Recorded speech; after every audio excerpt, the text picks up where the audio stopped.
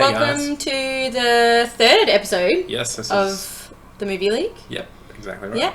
Yeah. We will be reviewing The Shape of Water this time, which has only recently come out in Australia, which we're just a bit behind. We're a little bit behind, but it's in contention for the Oscars. So yes. 13 many nominations. Yeah, many 13. nominations. Yeah, heaps. Yeah, heaps. has it already won something? No. Okay. Not yet. Alright, so we're still waiting. Anyway. Yeah. But correct us if we're wrong. Yeah. So where do we start? Well, first of all, let's start with who made The Shape of Water, which was Guillermo del Toro, which we're huge fans of. Yeah, big fans. Been following him since Blade 2, actually, even though he's done a lot more before that. Really got introduced to him with Blade 2, which was an awesome movie, which is kind of a new take on the whole vampire mythology. It was just a really unique way to look at it. Yeah, I think the one that stood out for me growing up was Pan's Labyrinth. That was probably my big... That was his best. Yeah, that was my big introduction to him, and that was amazing. And that won awards. That did win awards. Yeah. So he won that for screenplay, and I think they won one for music as well. Yeah, I wouldn't be surprised. Because the music was just... Very nice score. Hauntingly beautiful in that one. And then obviously you've got Hellboy, which is a big favourite of mine. Not sure about you. Hellboy is the second one especially. That was along the lines of the whole fairy tale story. It was just amazing. Yeah, it wasn't all there for me, but I can see why.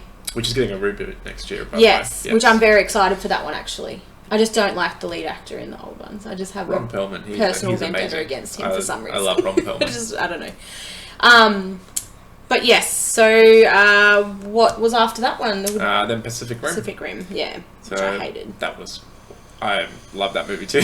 Visually amazing, yep. But the acting was terrible. You just could not get past it. It was on the level of Christian Haydenson in the Star Wars movie, in the prequel Star Wars movies, where the acting was horrendous. I'll admit that. Yeah. But the action was awesome. Yeah, visually, his movies are always really good. Really excited for the new one that's coming out soon as well. I hope it redeems itself.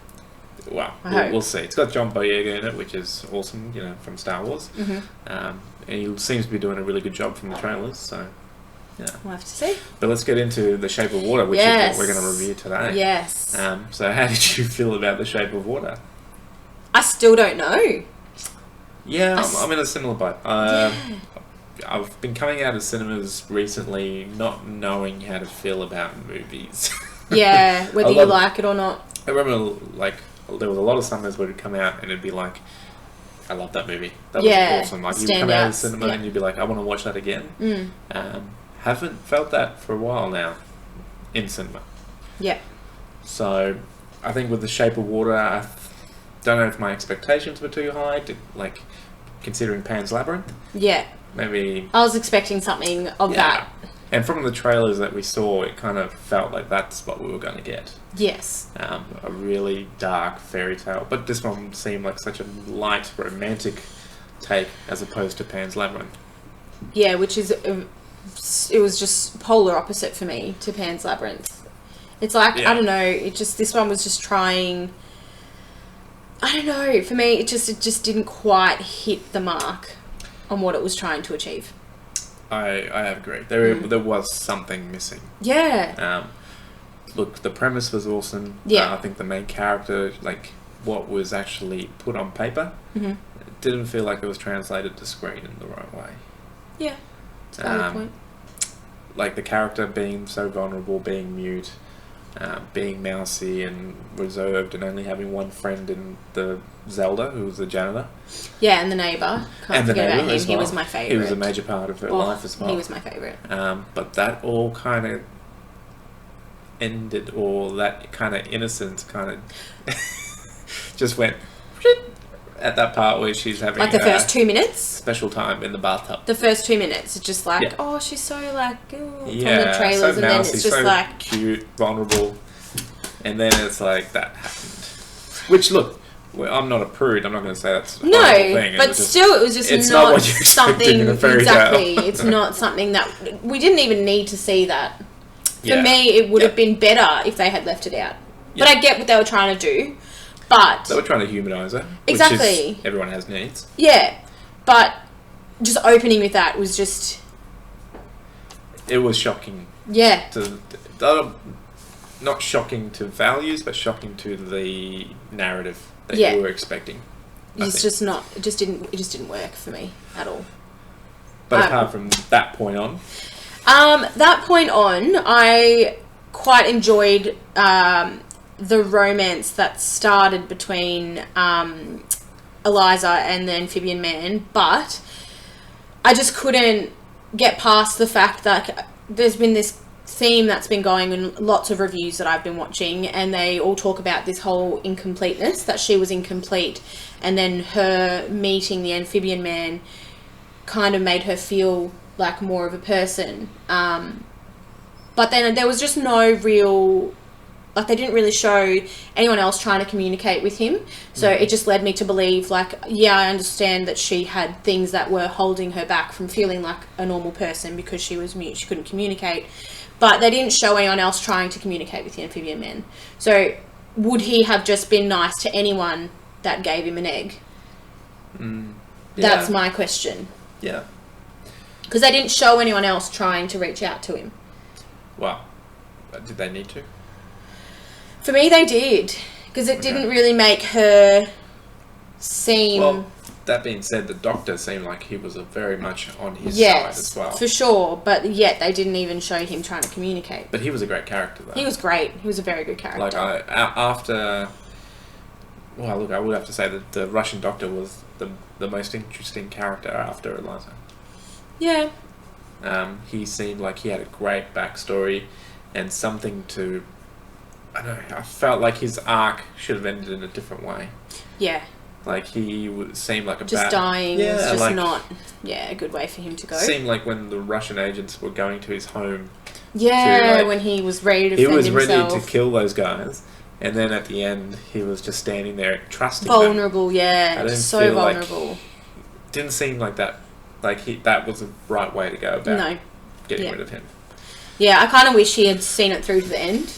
Yep. Like, had been there, because he was the one who fought so hard as well to get the creature free. I would probably have felt it would have been more rewarding if it had been him that had killed Michael Shannon. Michael Shannon's character. Yeah. Who was the big bad guy, basically. Yeah. I think it would have been more rewarding if he'd come back at the end somehow. I don't know. And he had actually killed him. And then that would have been great. That would have been great. That would have been a really good way to end it. But he wouldn't have died because the amphibian man would have brought him back. Well, no, the amphibian man was already in the water with Eliza at that point, wasn't he? Yeah, could have. Maybe. Could have been different. Can't remember now.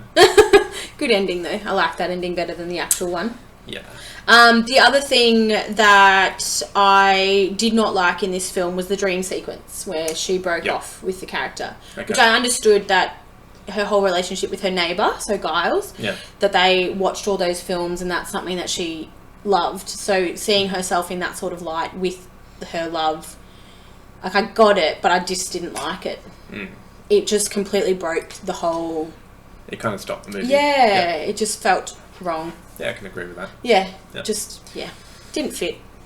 The other thing that I wanted to talk about was the ending. Okay, yeah. What did you think about that? About how her scars became... Gills. Her gills, yeah. I was looking at it two different ways. Like, did the amphibian man make them gills, or did she have gills to begin with? Yeah, that's what I was thinking. I think that was... like, left there on purpose, so people would think, oh, so was maybe it... Maybe she was a sea person. Connected, a mermaid, or whatever. But, yeah, I kind of felt like that was a bit cheap. Yeah. It just, it didn't... I was just left like, what? Yeah, so... Yeah, I think that kind of sums up how I felt coming out of the cinema. I thought I was going in to see one thing, and I came out seeing something completely different. Exactly.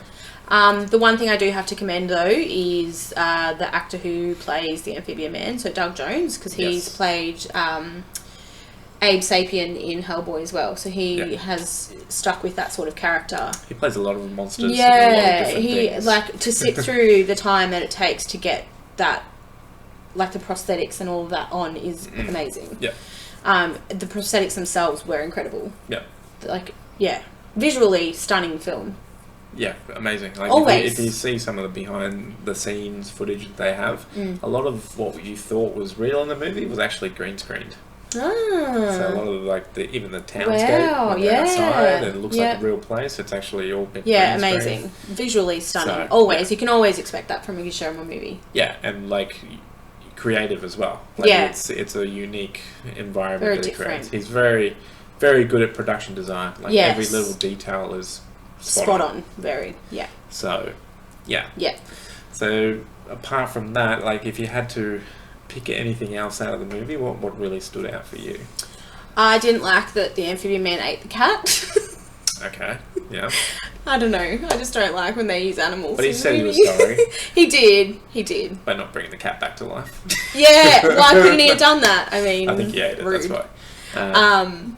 Yeah, that's just something very minor though. Yeah. That's just me. But Giles, I have to just talk about the neighbour. He was my favourite. His little side story as well. Yeah, that was pretty heartbreaking. Oh, that was like a whole other little film in itself. Like, you know, he was stunning. It was a good story. Because that's something that's still relevant now. Yeah. So, yeah, I just wanted to see more of him, to be honest. Yeah, I can probably agree to that. And I'll probably see more of the Russian doctor. He was good. I enjoyed the other, what's her name? Oh, I've gone blank now. Zelda. The other janitor. Yes, she was also great. Octavia Spencer. She was. Yeah. She's just a great actress. Yeah, she had a pretty minor role though. Like I don't know. Maybe it was just right. Yeah, I think it was. Yeah, I think it was good that we got to see her relationship with her husband as well. Yeah. That was a good little, like all the little side stories in this film were better than the actual main story for me. It's really bad. Well, that's like probably a theme that's coming up in this review is that some of the side stories were better than the main. We saw in the main story. Yeah, I think that's my biggest. I think that's probably why we felt a little bit disappointed. We didn't see much of the main story wasn't fleshed out as well as we thought. Yeah. But the side stories were just as rewarding though. Like they were. They carried the film for me. Yeah, definitely. Yeah. So if you had to rate this film, if I had to rate this film, I'd probably give it 6 kernels. Okay. Out of 10. So maybe it just popped. It just popped for me. I'd give it a. Oh, see, I can't give it a 5 because I gave Justice League a 5. That was. Oh. Okay. So yeah, I'm gonna go 6.5. 6.5. Okay. Yeah. 6.5 kernel. Well, so that's a pop and a half. Yeah. Okay. Yeah. That's fair. I think so. Yeah. Because they were, there was a lot of strong. Well, we get to see in the Oscars to see what they get because they got nominated quite a bit. Yeah, we'll have to wait and see. We will be doing an Oscar special as well. We will be doing an Oscar special, guys. Yes. So if you guys wanted to tune in, we'll be doing that in March, obviously when the Oscars are on. Yep. But in the meantime, if you want to subscribe and also like us, that'd be awesome. Please like us. The other thing I want to mention as well is the beginning clip at the start of our video. Just want to say thanks to Bo for putting that together. Yes. Because that was quite fun to make. Just wanted to show a bit of a perspective of what getting up in the morning would be like for the amphibian man. So if you were in a relationship with the amphibian man. Yeah. This is the after. If they survived on land. Fair enough. Yeah. Alright guys, thanks for tuning in. Thank you. And don't forget to subscribe and like.